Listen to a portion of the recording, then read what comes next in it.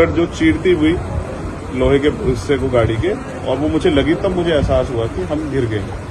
फिर तीसरी गोली चली, इसने मेरा आगे वाला शीशा पूरा डैमेज कर दिया। चौथी गोली पे मैं नीचे हो गया, जो गोली आपने देखा कि वो सीधी उसमें लगी। अगर मैं नीचे ना होता तो वो मेरी छाती के आर पार चली जाती। फिर वो गाड़ी 10 मीटर आगे जाके रुक जाती है। वो 2 हवा में फायर करते हैं जैसा मैंने देखा, और फिर उन्होंने फिर हमारी गाड़ी फायर किया। वो फायर जो है गाड़ी के नंबर प्लेट पे लगी। मेरा यह मानना है, उनको ऐसा लगा होगा कि हमने जो काम करने आए थे वो कर दिया, अब ये मर गया शायद, जैसा पहले कई घटना में हो। फिर वो शायद सरेंडर करने के मूड में थे, लेकिन जैसे ही मनीष ने गाड़ी को मेरे कहे से यू टर्न लिया, उनको समझ आया कि जिंदा है, तो वो वहां से भागे। हमने पुलिस को बताया कि ये गाड़ी का नंबर है, फिर उन्होंने उसको इंक्वायरी किया। पुलिस के अच्छे अधिकारी यहाँ हैं, उम्मीद है वो अच्छा काम भी करेंगे। लेकिन ये स्पष्ट हुआ कि अपराधियों में कोई डर है नहीं। कितने लोग थे?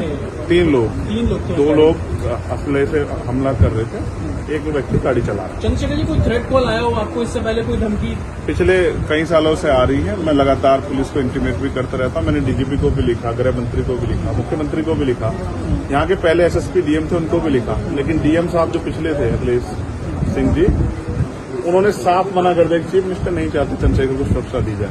मेरे आज भी याद है ये बात, क्योंकि मैंने एलआईयू के अधिकारियों द्वारा पूछा कि भाई मैंने आपको बताया फिर क्यों नहीं हो रहा है। तो उन्होंने कहा भाई ये सरकार का मामला, सरकार चाहे तो दे सकती। तो मैं चाहता हूं मुख्यमंत्री इंतजार कर रहे हैं कब चंद्रशेखर मरे, उनका काम आसान है। लेकिन उनको ये नहीं पता कि गरीबों की, कमजोरों की, शोषितों की बात करने वाला चंद्रशेखर इतनी आसानी से उनकी रास्ते में से नहीं है। अच्छा, अतीक अशरफ के जैसा हुआ वैसे ही कुछ होने वाला था, ऐसा आपको लगता है? अब आप इसका आकलन खुद करें कि क्या हुआ और क्या हो सकता है। आपके पास एक और बात, मुझे ऐसा लगता है कल की घटना के बाद, इतने बड़े उसके बाद भी अगर मैं सुरक्षित हूं तो हमारे संतों गुरुओं महापुरुषों का आशीर्वाद, हमारी करोड़ों बहनों माताओं का आशीर्वाद, बुजुर्गों का मेरे पास है। और मैं जो जिम्मेदारी मैं लेके मैदान में आया हूं, बाबा साहब अम्बेडकर, मानव काशीराम साहब, सदगुरु रविदास जी का जो बेगमपुरा राज का सपना है, मानवता के राज का सपना है, संविधान को लागू कराने का है, इन वर्गों का अधिकार देने का है। जब तक वो पूरा नहीं होगा मैं कहीं जाने वाला नहीं। वो मीरपुर में छोड़कर अपराधी भाग जाते हैं, तो उसको कुछ और बता रहे कि उसको कहानी को नया मोड़ देने की कोशिश हो सकता है वो चाहते थे जो गुजरों और दलित समाज में एकता बनी है वो एकता टूट जाए, ये होगा ही नहीं कभी।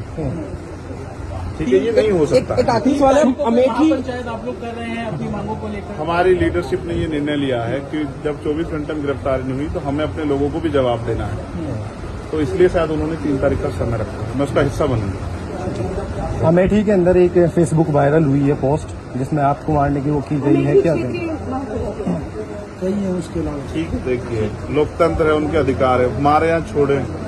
मैंने कहा ना, मैं पहला थोड़ा ही जो मारा जा रहा हूँ या जिसको मारने का प्रयास किया, मुझसे पहले बहुत मरे हैं, लेकिन उनको कोई जान नहीं रहा था।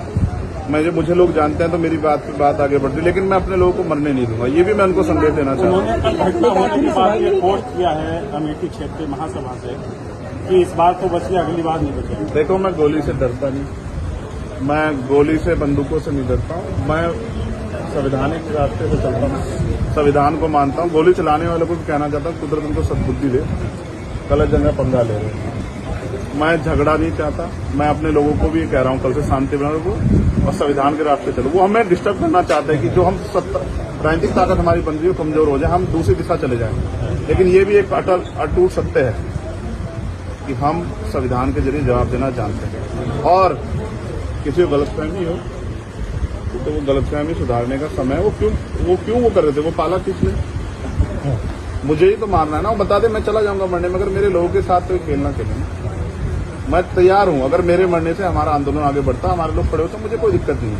लेकिन उनको ये समझना चाहिए कि ये आज लोकतंत्र है। गोली की भाषा से एक चंद्रशेखर मरेगा तो क्या हो जाएगा, हजारों चंद्रशेखर पैदा हो जाएंगे। ये समाज, बहुजन समाज तो उपजाऊ समाज है, एक मरेगा 1000 पैदा हो। कितने चंद्रशेखर मारोगे? मारो, गोलियों में सत्ता का संरक्षण आपको है, मुख्यमंत्री आपका अपना है, खूब चंद्रशेखर को मारो। हर जिले से चंद्रशेखर पैदा हो। पहली घटना आपके साथ बाबा साहब अम्बेडकर और मानव काशीराम साहब सपना पूरा करे बगैर संविधान को लागू करवाए हम लोग जाएंगे नहीं। चंद्रशेखर भाई, पहली घटना आपके साथ मुजफ्फरनगर में हुई, दूसरी अब देवबंद में हुई। क्या लगता है कि आसपास का क्षेत्र उससे पहले बुलंदशहर में? अगर पहली घटना पे ठोस कार्रवाई हो जाती तो अपराधियों के हौसले कमजोर होते हैं। लेकिन मैंने कहा ना कि एक रानी का नहीं, प्राइमरी स्कूल के हेडमास्टर का बेटा है, एक गरीब माँ का बेटा है, तो मर जाए क्या फर्क पड़ा, किसी को क्या फर्क पड़ता है? उनका रास्ते कांटा आसान से निकल रहा है। तो इसलिए उनको लगा कोई वो नहीं, लेकिन जनता समझ रही है। मेरे एक एक खून का जवाब मेरे लोग जो है ना मुझे संरक्षण देके देंगे एक आखिरी सवाल और सबक सिखाएंगे भारतीय जनता पार्टी की सरकार को, जिसके अब संरक्षण में गुंडे पड़ रहे हैं। एक आखिरी सवाल है, क्या ये पॉलिटिकल अटैक था आपको लगता है? पुलिस जांच कर रही है कि मेरे मरने से किसको फायदा हो सकता है, कौन मुझे चाहता मैं मर जाऊं। पुलिस जांच कर रही है, मुझे उम्मीद है पुलिस फेयर जांच करके कोई मैनिपुलेट करके नहीं सही जवाब देगी कि उन्होंने ऐसा क्यों किया। चंद्रशेखर का जो कद बढ़ रहा है देश के अंदर, कई मुख्यमंत्रियों ने भी अब ट्वीट किया है और वैसे ही ट्वीट कर रहे हैं, कहीं और कर रहे हैं, तो इस चीज को क्या ये लगता है कुछ भी गलत होगा तो लोग बोलेंगे। अगर कल मेरी जान ही चली जाती तो लोग फिर भी तो उनको पीड़ा होती, उनको अपना भी देखना है, कल उनके साथ भी हो सकती है। ये लाइन ही विचारधारा ही गलत है कि गोली से वो करो, और ये बीजेपी की भाषा है, गोली मारो सालों को, ये वही उसी वो उपजाऊ हो रही है। देखिए बहन जी से मेरी कोई नाराजगी नहीं है, मैंने उनको हमेशा बड़ा माना, वो मुझे छोटा नहीं मानती अपने परिवार का। उनको ये घटना छोटी लगी, शायद अगर मैं मर भी जाता शायद उनको इसमें कोई शायद बुरा नहीं लगता, मुझे उनसे कोई दुख नहीं है। मेरे लोग मेरे साथ हैं, ये बहुत, और वो समझ रहे हैं कि जो उनके लिए मरने को तैयार है, जिसकी जो जान पे जिसकी बनाई है वो हमारा अपना है।